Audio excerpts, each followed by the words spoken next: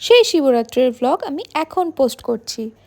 আর সেদিন তো আমি পুরোই উপোস ছিলাম। আর দেখো এখানে কত আয়োজন করা হয়েছে। চলো তোমাদের একটু পুজো দেখাই।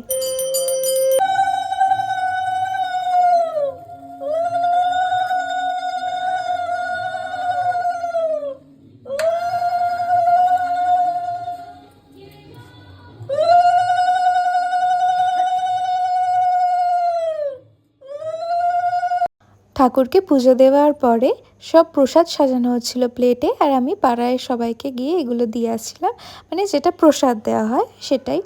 আর আমিও তারপর এসে একটু খেলাম, কারণ সারাদিন কিছু খাইনি, খুব খিদেও পেয়ে গেছিলো।